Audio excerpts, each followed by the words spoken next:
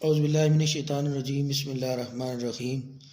عزیز بچوں، آج کا ہمارا ٹاپک حج ہے، جو ارکان اسلام میں سے ہے۔ سب سے پہلے حج کا لغوی معنی یعنی لفظی معنی کیا ہے؟ حج کہتے ہیں قصد کرنے کو، قصد کا معنی ارادہ بھی ہوتا ہے، تو حج کہتے ہیں ارادہ کرنے کو بھی، یعنی لفظی لحاظ سے اس کا معنی یہ بنتا ہے۔ اب حج کا اصطلاحی معنی یعنی اسلام میں حج سے کیا مراد ہے؟ اسلام میں حج سے مراد مقررہ ایام میں مکہ مکرمہ میں بیت اللہ شریف کی زیارت کا ارادہ کرنا یا قصد کرنا، یہ حج ہے۔ اب حج کی فرضیت کیا ہے؟ شریعت کے ہر حکم کے لیے پہلی شرط بندے کا مسلمان ہونا، اسی طرح حج کے لیے بھی پہلی شرط یہ ہے کہ بندہ مسلمان ہو، پھر عاقل ہو یعنی مجنون اور پاگل نہ ہو، اور بالغ ہو، اور چوتھی شرط حج کے لیے یہ ہے کہ جو بندہ حج کرنا چاہے اس کو حج فرض تب ہوگا جب وہ صاحب استطاعت ہو۔ صاحب استطاعت کس کو کہتے ہیں؟ جس کے پاس زاد راہ ہو، یعنی آنے اور جانے کا خرچ ہو، اور وہاں رہنے کا بھی خرچ ہو، اور جو اس کی زیر کفالت لوگ ہوں ان کا خرچ بھی اس کے پاس موجود ہو، اسے صاحب استطاعت کہیں گے۔ تو جو صاحب استطاعت ہو، مسلمان ہو، عاقل بالغ ہو، اس پر حج فرض ہوتا ہے۔ قرآن پاک میں سورہ آل عمران میں فرضیت والی آیت موجود ہے۔ اللہ رب العزت نے ارشاد فرمایا، وَلِلَّهِ عَلَى النَّاسِ حِجُّ الْبَيْتِ مَنِ اسْتَطَاعَ إِلَيْهِ سَبِيلًا، اور بیت اللہ کا حج لوگوں پر اللہ کا حق ہے جس کو اس کے راستے کی استطاعت ہو۔ حج کی کئی اقسام ہیں۔ حج افراد بھی ہے، حج قران بھی ہے، حج تمتع بھی ہے۔ پاکستانی لوگ جو حج کرتے ہیں وہ حج تمتع ہے۔ حج تمتع کا مطلب یہ ہوتا ہے کہ پہلے احرام باندھ لیتے ہیں عمرے کی نیت سے، عمرہ کرنے کے بعد پھر احرام اتار دیتے ہیں، اور پھر دوبارہ جب حج کے ایام شروع ہوتے ہیں پھر حج کی نیت سے احرام باندھتے ہیں، اور حج مکمل کرنے کے بعد احرام کھول لیتے ہیں۔ اب مناسک حج کون سے؟ مناسک حج سے مراد ہو گیا کہ حج کے طریقے کون سے ہیں۔ تو کیونکہ ہم حج تمتع کرتے ہیں تو اس وجہ سے پہلے ہم وہی جو عمرے کے طریقے جہاں سے ہمارا حج سٹارٹ ہوتا ہے وہ شروع کر رہے ہیں۔ آج کے اس ٹاپک میں آپ وہاں تک ہی ہم پڑھیں گے کہ جب عمرہ ہمارا مکمل ہو جائے گا ہم احرام اتار دیں گے، دوبارہ اب احرام باندھا جائے گا حج کے دنوں میں۔ سب سے پہلے جس شخص نے حج کرنا ہوتا ہے تو اس کے لیے اب پہلا کام، پہلا طریقہ ہے میقات پہ جا کر احرام کا باندھنا۔ میقات کیا ہے؟ میقات وہ 5 مختص جگہ ہیں جہاں سے احرام باندھا جاتا ہے۔ اب جو پاکستانی لوگ حج پہ جاتے ہیں تو ہمارا جو میقات ہے یعنی احرام باندھنے کی ہماری جو جگہ ہے اسے کہتے ہیں یلملم، اور جب ہم جدہ ایئرپورٹ پہ اترتے ہیں یلملم رستے میں گزر جاتا ہے۔ اب پاکستانی لوگ یہاں سے جب عمرے کی نیت سے احرام باندھیں گے، حج کرنے جا رہے ہیں تو پہلے انہیں عمرہ کرنا ہے، تو عمرے کی نیت سے جب احرام باندھیں گے تو وہ یا احرام باندھ لیں گے ایئرپورٹ پہ، اور یا وہ احرام باندھیں گے جہاز کے اندر۔ اب جس طرح انہیں سہولت بہتر لگے وہ احرام باندھیں گے۔ احرام جب باندھا جائے گا، احرام کس کو کہتے ہیں؟ احرام میں سے مرد کے لیے 2 انسلی چادریں ہیں، لیکن احرام نام ہے نیت عمرہ یا نیت حج کا، اور اس کے ساتھ ان خاص پابندیوں کا جو اس کے لیے ضروری ہو جاتی ہیں۔ وہ خاص پابندیاں کیا ہیں؟ جو شخص احرام میں ہو جائے اب وہ زیب و زینت نہیں کر سکتا، وہ خوشبو نہیں لگا سکتا، اگرچہ خوشبو اس کے لیے حلال تھی لیکن اب نہیں لگا سکتا۔ اسی طرح وہ شکار نہیں کر سکتا، اگرچہ شکار اس کے لیے حلال تھا لیکن احرام کی حالت میں وہ شکار نہیں کر سکتا، اسے ممانعت ہوگی۔ اسی طرح وہ مباشرت نہیں کر سکتا اگر شادی شدہ ہے تب بھی، اگرچہ اس کے لیے یہ حلال تھا جب وہ شادی شدہ ہے۔ جب وہ احرام باندھ لے گا یہ اس کے لیے خاص پابندیاں ہیں، ان پابندیوں کو اگر وہ توڑے گا کسی وقت بھی تو اس کے لیے حرم کے اندر دم واجب ہوگا، یعنی حرم میں اس نے قربانی دینی ہوگی، ورنہ اس کا عمرہ قبول نہ ہوگا، اس کا حج قبول نہ ہوگا۔ احرام باندھنے کے بعد جو دوسرا کام اس نے کرنا ہے، جو ہی اس نے احرام باندھ لیا اب اس نے تلبیہ کہنا ہے۔ تلبیہ کیا ہے؟ لبیک اللہم لبیک لا شریک لک لبیک ان الحمد والنعمت لک والملک۔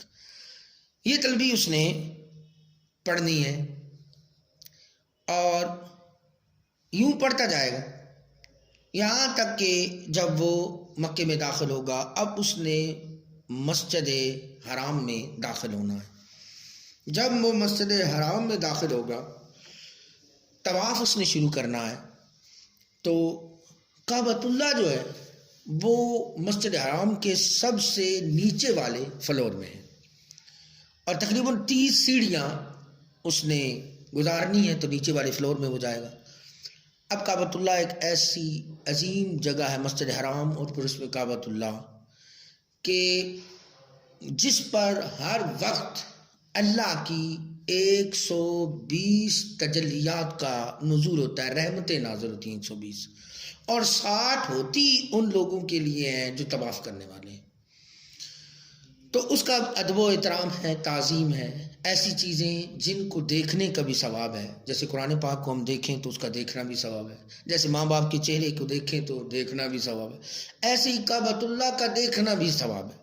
تو اب اس کی تعظیم بجا لائے گا تو سیڑھیاں اترتے ہوئے وہ کعبۃ اللہ کو نہ دیکھے گا۔ یہ ادباً میں آپ کو بات بتا رہا ہوں، وہ یہاں تک کہ جب وہ مسجد حرام کے وسط میں پہنچے گا اس وقت وہ کعبۃ اللہ پر اپنی نگاہ جمائے گا۔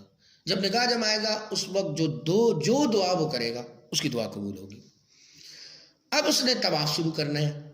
طواف شروع کرنے سے پہلے اس نے استعلام کرنا ہے۔ استعلام کا لفظی معنی ہے چومنا۔ حجرہ اسود کا اس نے بوسہ لینا ہے اور اس کا استعلام کر کے اس نے اپنا طواف سٹارٹ کرنا ہے۔ جب وہ اپنا طواف سٹارٹ کرے گا، سٹارٹ کرنے سے پہلے وہ تلبیہ چھوڑ دے گا۔ اب اس نے استعلام کرنا ہے۔ اب کیونکہ اس دور میں اب تو کرونا وائرس ہے، اس کے علاوہ ہٹ کر بھی عمرے میں بھی بہت رش ہوتا ہے، تو استعلام قریب سے کرنا وہ بہت ہی مشکل ہوتا ہے، اور دور سے جب وہ کرے گا تو اس کا ایک طریقہ ہے کہ مسجد حرام کے نیچے ایک پٹی بچھی ہوئی ہے جو حجرہ اسود کی سیدھ سے شروع ہو کر ساری مسجد حرام میں ہے، یعنی اس پٹی میں جب وہ کھڑا ہوگا تو حجرہ اسود کی بالکل سیدھ میں ہوگا۔ اب اس کی جانب دور سے اپنے دونوں ہاتھوں کے اشارے کے ساتھ وہ استعلام کرے گا، یعنی چومے گا حجرہ اسود کو۔ حجرہ اسود کو چومنے کے ساتھ ہی اس کا طواف شروع ہو جائے گا۔ اب اس نے 8 مرتبہ حجرہ اسود کا بوسہ لینا ہے۔ 8ویں مرتبہ جب وہ دے گا اس کا طواف مکمل ہو جائے گا۔ 7 چکر لگانے ہیں کعبۃ اللہ کے گرد۔ یہاں 2 باتیں جن کا خیال رکھنا بہت ضروری ہے۔ پہلی بات یہ کہ استعلام کرتے ہوئے اگر اس نے حجرہ اسود کا بوسہ لیا اس صورت میں بھی حجرہ اسود کے خول کے ساتھ خوشبو لگی ہوئی ہوتی ہے، اگر اسے ہاتھ رکھے گا وہ خوشبو اس کے ہاتھ پہ لگ جائے گی، یوں احرام کی پابندی جو ہے وہ نہیں کرے گا تو دم واجب ہو جائے گا اس پر۔ اسی طرح دوران طواف اگر اس نے کعبۃ اللہ کو ہاتھ رکھا تو کعبۃ اللہ کا جو غلاف ہے اس پر بھی عود کی خوشبو کی دھونی دی جاتی ہے۔ اگر اس کے ہاتھ کعبۃ اللہ کے غلاف کے ساتھ مس ہوئے تو مس ہونے کی صورت میں بھی اب خوشبو اس کے ہاتھ کے ساتھ لگ جائے گی، اس پر دم واجب ہو جائے گا۔ تو اس صورت میں یہ احتیاط کرنا ضروری ہے کہ جب آپ عمرہ کر رہے ہوں اور احرام میں ہوں تو احرام کی پابندی لازم ہے. تو کعبۃ اللہ کو اگر آپ ہاتھ رکھیں گے تو خوشبو آپ کے ہاتھ کے ساتھ لگ جائے گی کہ اس پر عود کی دھونی دی جاتی ہے خوشبو کی. تو اس طرح احرام کی پابندی آپ نے نہیں کی. اب حرم میں ہی آپ کے لیے دم واجب ہو جائے گا، یعنی قربانی واجب ہو جائے گی. اب کیا ہے جی، اس نے طواف یعنی 7 چکر لگانے ہیں کعبۃ اللہ کے گرد. بائیں سے دائیں وہ 7 چکر لگائے گا کعبۃ اللہ کے گرد. جب اس نے طواف مکمل کر لیا تو اب اس نے کیا کرنا ہے، مقام ابراہیم کے پاس اس نے 2 نفل ادا کرنے. یہ پہلے نہیں ادا کیے جاتے تھے. رسول اکرم صلی اللہ علیہ وسلم نے اپنی ظاہری حیات طیبہ میں 4 عمرے کیے اور ایک حج کیا. ایک عمرے میں حضرت عمر رضی اللہ تعالیٰ رسول اکرم صلی اللہ علیہ وسلم کے ہمراہ تھے، آپ کے ساتھ تھے. انہوں نے عرض کیا اللہ کے نبی صلی اللہ علیہ وسلم جب طواف مکمل کیا کہ کیا یہاں 2 رکعت نماز نفل ادا کر لیں. تو اسی وقت یہ آیت مقدسہ اتری، وَاتَّخِذُوا مِن مَقَامِ إِبْرَاهِيمَ مُصَلَّىٰ، کہ ابراہیم کی کھڑی ہونے کی جگہ کو اپنی جائے نماز بنا لو. تو 2 رکعت نفل وہ مقام ابراہیم پر ادا کرے گا. مقام ابراہیم کیا ہے؟ وہ پتھر ہے جس پہ کھڑے ہو کر حضرت ابراہیم علیہ السلام نے کعبۃ اللہ کی تعمیر کی تھی. کعبۃ اللہ کی جو بلندی ہے اس میں ویسے اختلاف ہے. کچھ لوگوں کا یہ خیال ہے کہ 54 فٹ ہے، تو اس لحاظ سے دیکھا جائے تو اس کی بلندی بہت زیادہ ہے. تو حضرت ابراہیم علیہ السلام اس پتھر پر کھڑے ہوئے تو جوں جوں دیواریں بلند ہوئی وہ پتھر بھی بلند ہوتا گیا. نبی پاک صلی اللہ علیہ وسلم اور رسول اکرم صلی اللہ علیہ وسلم کا ایک معجزہ ہے، اور حضرت ابراہیم علیہ السلام کا بھی ایک معجزہ ہے. وہ یہ کہ نبی پاک صلی اللہ علیہ وسلم جس پتھر پہ کھڑے ہوتے، آپ کا ایک معجزہ ہے کہ بہت سے پتھر ایسے ہیں آپ کے قدموں کے نیچے ملائم ہوں گے.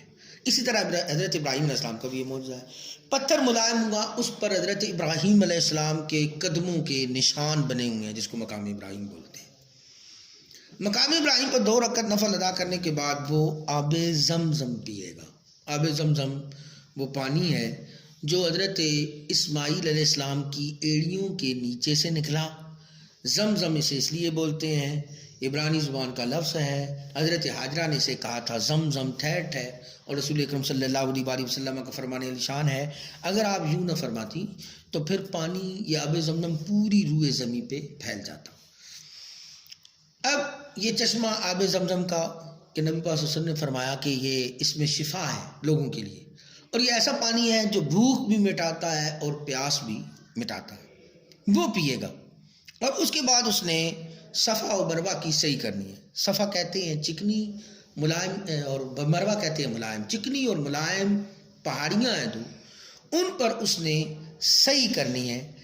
صحیح اصل میں شروع ایسے ہوئی کہ حضرت حاجرہ رضی اللہ تعالیٰ عنہ حضرت اسماعیل علیہ السلام کے لیے آپ کی پیاس کو بجھانے کے لیے پانی کی تلاش کے لیے جب نکلی تو یہ پہاڑیاں ہیں جو صفا بھی اونچی ہے ایک طرف سے اور مروہ بھی ایک طرف سے اونچی ہے اور درمیان میں وادی ہے.